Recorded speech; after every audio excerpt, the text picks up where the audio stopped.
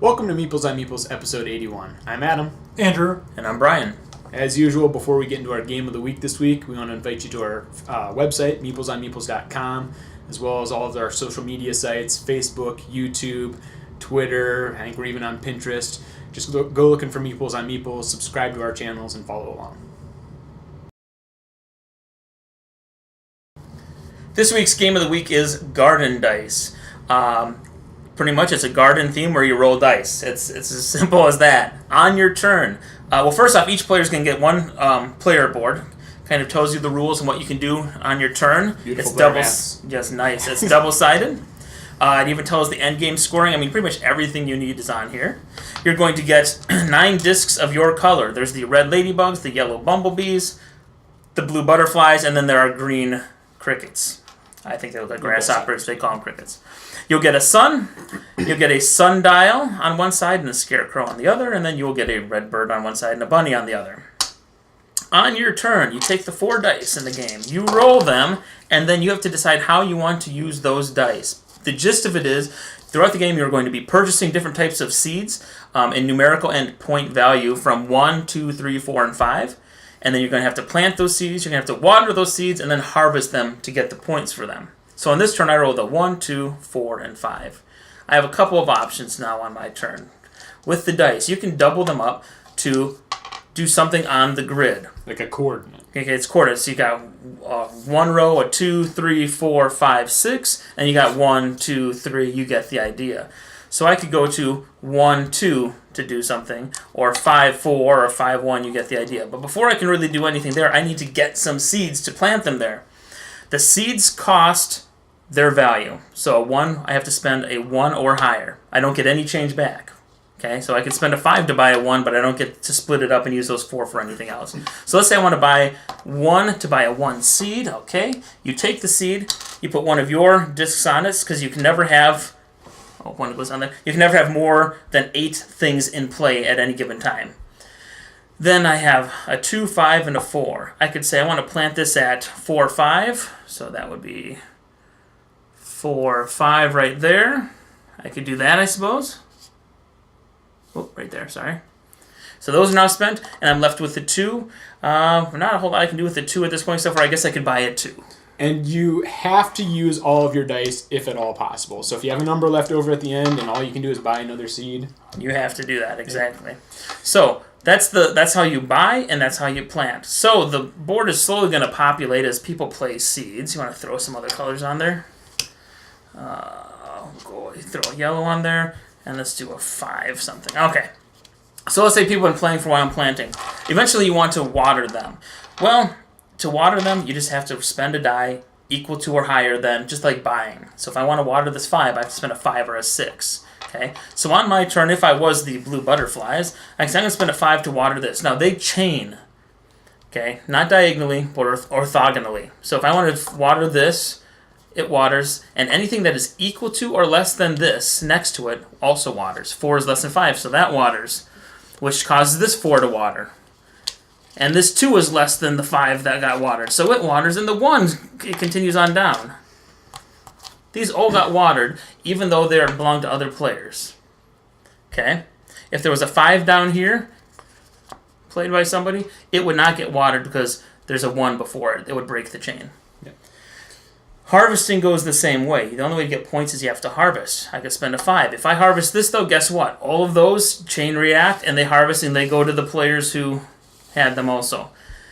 I would get 5 points for the 5, 4 points for the 4, but since you're helping other people, you do get 1 point for each other plant. Each plant that another player gets. So I would get 5, 4 is 9, 10, 11. I would get 12 points for doing that harvest and action. Then each of the other players would just get the number on their plant. So the bee would get 4.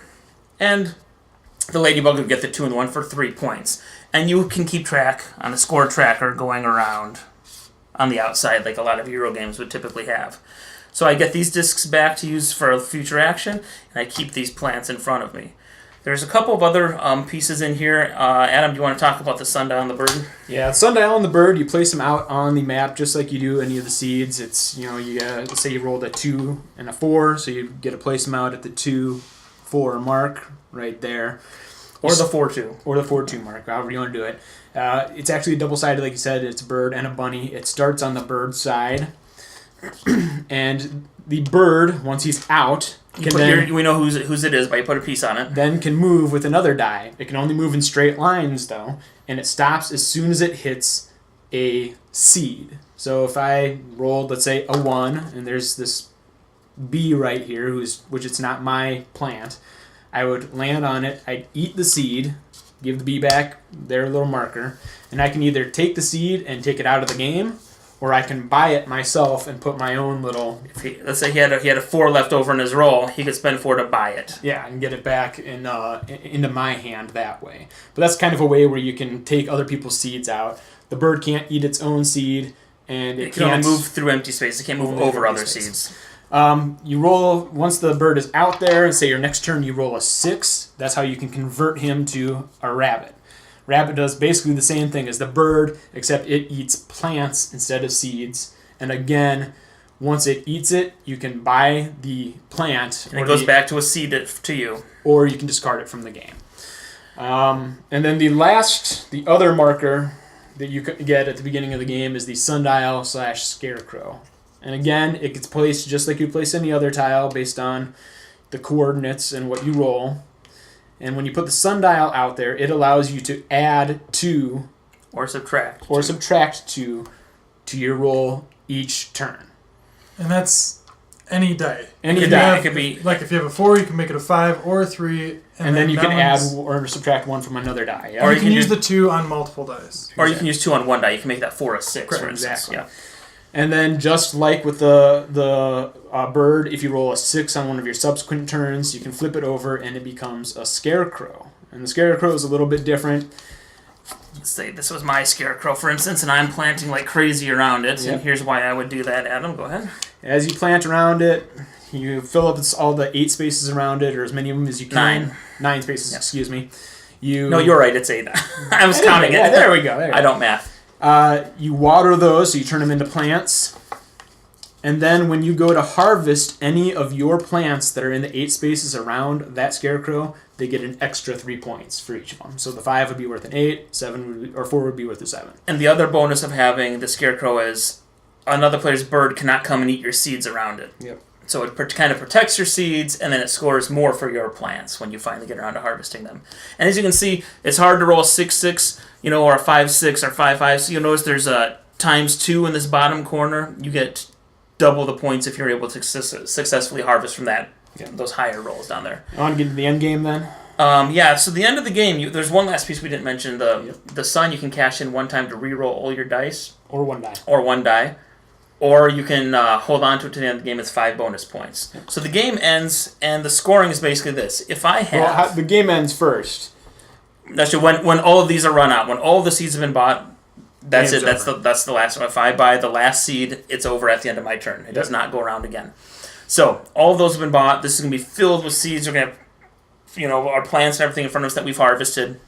So then you get points, and this lovely player board tells you exactly how it works. If you have 1 of all 5 types, you get plus 15 points. So you've been keeping track as the game goes on every time you harvested, and then at the end, you score the big points. You don't totally know who the winner is until the end. So you get 15 points if you get 1 of all 5 types. You get plus 10 for every 3 of a kind you have, plus 15 for every 4 of a kind you have, and I could use the tomato for the 5 different types and the 4 of a kind. Okay, I can count that. I just can't count it for a 4 of a kind and the 3 of a kind. Yeah. So you get 15 for 4 of a kind, and you get 20 points if you have 5 of a kind of any type of plant. And you do end up with negatives too. If you have any seeds in front of you that aren't on the board, it's -5 beyond 1. So you can have 1 seed not planted and you don't lose anything. But if you have 2, 3, 4, each additional seed beyond 1 is -5 points at the end of the game. And that's pretty much Garden Dice in a nutshell. Next, we're going to talk about strategy. I guess I've only played it a couple times. I have, and I know they've played it more, so I'll let them take it away. I think big on strategy is Well, one thing I found is getting the sundial out on the map early in the game, which actually in our last game I didn't do. But that's a really and you big, lost, and I didn't. And it does make a difference. It's a really big help just to get it out there early because every single turn you can add or subtract those 2 pips from your roll, which can make a big difference. Maybe get you down into the double points corner as far as placement, get you the higher seed values. It's an easy thing to do, and I'd suggest doing it very early in the game. The one downside is it does eat one of your discs, so that means there's less plants and less action, other things you can have on the board at a given time. I actually quickly converted spend a 6 to make it the scarecrow on the other side. Not only because it protects your seeds, but that bonus 3 points. 3 points for every plant around it, and it stays there throughout the game. So once I've harvested those plants, I can start planting seeds around it again, and each one gets plus 3 points. And they can't be eaten by the bird. Now the bunny could come in perhaps, but so I think I almost find him more beneficial than the sundial. I think early on you're right, but I think the ultimate end game is use that scarecrow. Convert crazy. it. Yeah. A few rounds maybe with a sundial, and then once you're getting more seeds out there, convert it to the scarecrow so you can get that bonus. The other obvious strategy is diversify when you're buying your seeds. Yes. Oh yeah. Make sure you're buying. Obviously you want to go for the 3 of a kind, 4 of a kinds, but making sure you have 1 of each at the end of the game. That's an easy 15 points. Mm-hmm. I think I've done that on almost every game I've played. I've lucked out and been able to do that. That's a big thing. And I don't know about the bird really. I never really got a good strategy with the bird. Yeah, you never play the bird, and I think I've put the bird on every game I've played. It depends how much you utilize him, because the thing is, once you get him out, you got to spend. You only have 4 dice. And you have to spend a die to move. Now he can move that many spaces as long as they're all empty to get to somebody else's seed. And again, he can't move diagonally either. You have to be willing to. I didn't really see give up all those turns. I like to get the bird down in that bottom corner the 2 times because you had a 4-pointer down there, so it would have been 8 points, and I ate that. Okay. So. And we did have a game when we first played this where you kind of lined them up along the edge there, and I think you took out 2 before the person's plants who were down there was able to water them and make them immune from the bird. So if you can get him in a nice line on an opponent's plant because technically you can move him, eat a plant, move him again to eat the seed, move him again to eat the seed next to it. On one turn, if you're willing to eat up your whole turn to keep somebody else from scoring, a lot of points. You could do that, and potentially in that corner. But you give up your turn. Depending on what you have, you could knock somebody down easily 30 points. Oh yeah, you could quickly eat up a lot of 5s and 4s. Another strategy is try to keep your seeds off the board to a minimum. Right. We had one of the people we played with last time who my son had a whole row of seeds. I wasn't doing too well in the game, but I saw that I could buy the last seed out there and end the game, and he had like 7 seeds off the board, and I'm like, that's worth it. He had harvested a lot. He was clearly in the lead, but he just wasn't planting them as fast as he was buying them. So he went from this huge lead down to, I think he went to 2nd place because he lost 30 points, 6 times 5 each. It was ridiculous. So don't let those build up there because the other people, like my strategy was, I'm in last place, but I can end the game right now and still almost place. Yeah. So a fun strategy may not work out all the time, but anything else? No, it's just how do I want to spend the dice, really? Yeah, I did notice that I didn't purposely go for the 4 of a kind, 3 of a kind. I just kind of went for whatever I could get. Mm-hmm. But once I started adding them up in the end, I realized that it made a huge difference. I had almost 50 points ahead. Yeah. Just because of that end bonus. So yeah, I would say that's a good strategy to look out for and just kind of keep an eye on what everybody else is getting too. Because you're 3 of a kind, they're 4 of a kind.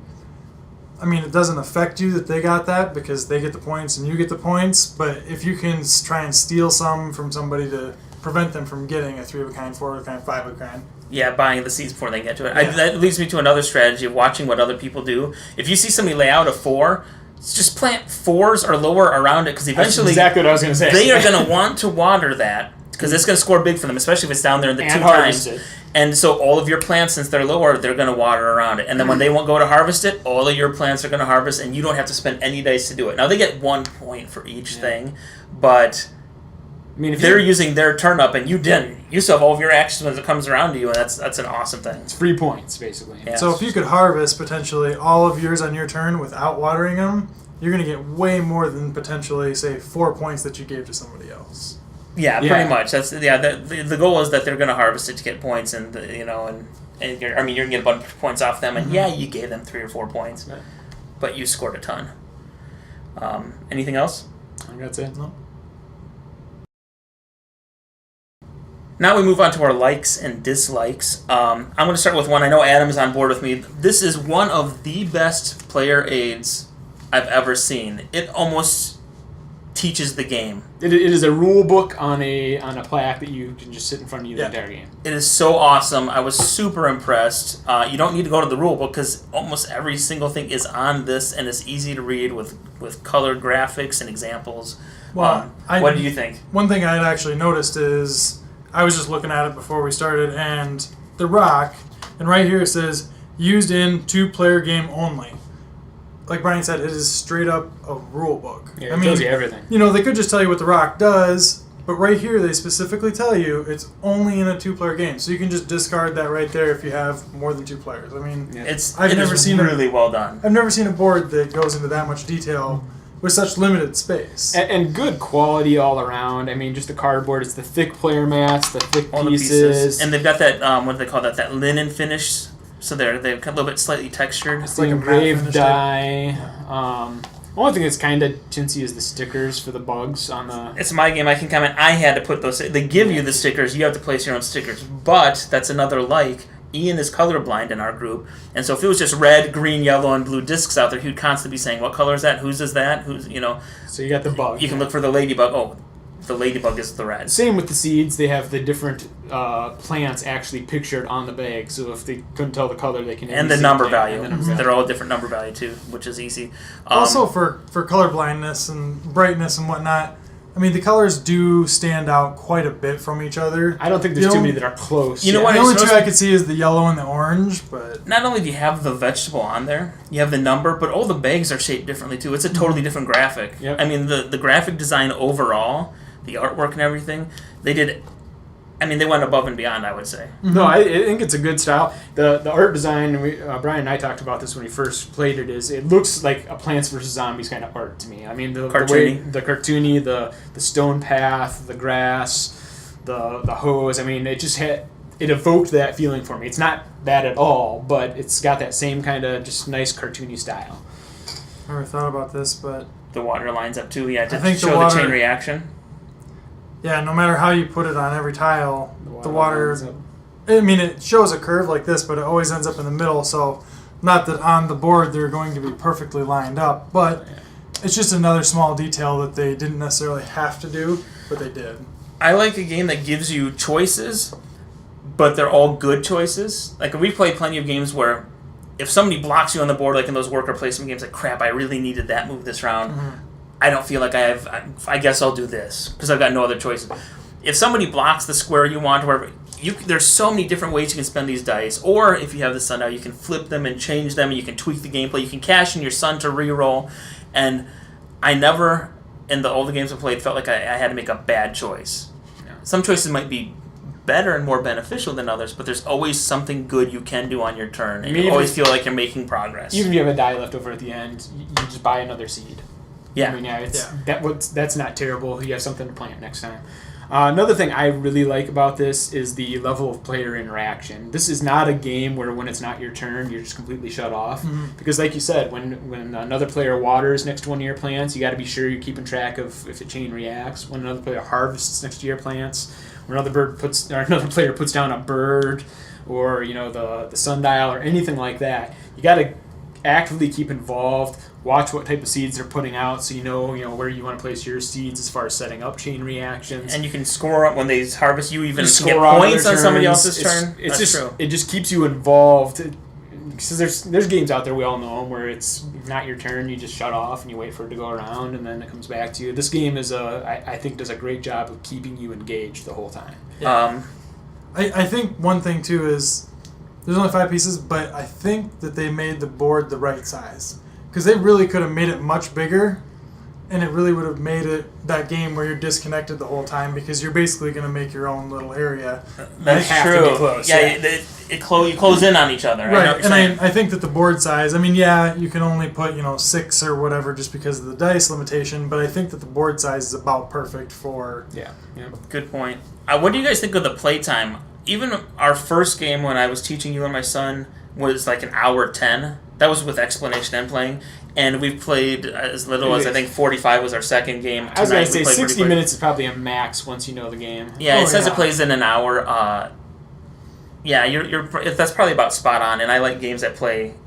Like, I felt like I got a full, meaty game. Like, it was a very entertaining game. But in a small amount of time, you can pound out several games in one night. Now, you've been loving on this game. Is there anything that we just dislike at all on this? I mean, anything that sticks out at you that's just like, it could have been better? I mean, mine, I guess the one I pointed out is your little player discs. I mean, they're serviceable. Maybe they could have gone a little more fancy with them, but... I kind of like the wooden disc, though. I mean, they could have gotten miniatures, but then jack the price up of what's kind of a family-friendly game. True. There is something we've all talked about, though, and that's the possibility for analysis paralysis. Yes. You get a certain player who, when you give them a lot of choices, which this game does, you roll your 4 dice, and there's a lot of things you can do with them. Buy seeds, place seeds, water, harvest, put down a bird, move the bird, move a rabbit. Decide whether you want to use your son to re-roll, all of that kind of stuff. You have somebody who gets positioned with all of those choices and just locks up. I mean, that could be an That's issue. when your 60 minutes might creep up. If you play with somebody with an analysis paralysis, I mean, it's a double-edged sword. I love having all those options, but for some people that could be a bit of a nightmare, I think. Yeah. I don't know, any other dislikes? Because that's very few considering how many positive things we said. I mean, it only plays up to 4. We have usually a lot of times 5 in our game group, but I don't know if I would want this game to go more than 4. I think it could drag on too much, or like you said, it'd be too crowded. Right. But then they would have to make the board bigger, and then when you're playing with less people, it wouldn't play right. More seeds, probably. 4 would be perfect. Yeah. Now it's time for our reviews. 1 is you absolutely hate it. 10 is you're going to run out and buy it for everybody you know or recommend it to somebody that's never played a board game. I personally think this is a 9. What? Yeah. I'm shocked. Okay. All right. You know what? As we've been talking and everything else, there's not much you can say bad about this game. It's not personally my type of game. I mean, I don't thrive or, I usually don't do very well in this kind of game. You won, though. I did win, but I think it was more luck than anything. But just the way it plays, the board layout, the rules, everything about it just is a great game. And that's why it's a 9 for me. It's too solid to give it anything less. Wow. Is that my turn? Yeah. I thought I was going to be the huge outlier really high. I'm also at a 9, so I'm really happy to hear that Andrew thinks that highly of it. This is, if you go back and watch our reviews, this is level of game is kind of my bread and butter. I love minis. I've even painted minis. I've gone to ridiculous. I always thought I loved these huge dungeon crawl heavy games with tons of pieces. But what I found is this is the kind of game that I can actually get to the table, because those games that take 3 hours and take 40 minutes to set up, and there's just so many people that don't want to play it or you don't have time. So I love games that play in a shorter amount of time. I love theme, and everything about this is thematic for garden and planning a garden and the grid layout and everything. I like lots of choices. I like the fact that it's good for our gaming group, as evident as Andrew and I both giving it a 9. But yet I could play it with my kids. And it does have that cutesy artwork, and it will draw in new gamers. It's a good gateway game. It's maybe a little more on the medium, over the light side. I can't say enough positive things about it. It has great components, and everything I like about it is very enjoyable. It's on that same level. I loved Zularedo. I love Tobago. and I feel it's kind of like that that level of game. Certainly. And that's always done well in our game group, and I kind of thought this would too. And so I'm glad to hear that that's true. I'm actually going to be a 9 also, and I'm probably not going to be able to add a lot above. This might be the first. Is this our first straight across the board on the same number? It's really close. Not a lot I can add. I think it's accessible to a lot of people. Like Brian brought up that we didn't mention, really, the theme comes across really well. I mean, they just did everything. It just all works together. who would have thought a gardening game would be such a fun Right. game? But it does. There's not a lot to complain about. You got the rules right in front of you. They're very, very, very straightforward. It's an all around fun game, and it just works really well. I mean, you guys have said it all. It's a 9. I would highly recommend it. For all levels of game groups, because I think even if you are, the hardcore gamers, you need something a little lighter every once in a while, and this just does a good job of it. So there you have what might be our highest rated game ever. Who'da thunk? Yeah, maybe Cosmic. Cosmic might beat it. I think we might have. Well, we all love. That's true. I think we all loved on Cosmic an awful lot. That's our review of Garden Dice. Check back next time to see what we've been playing.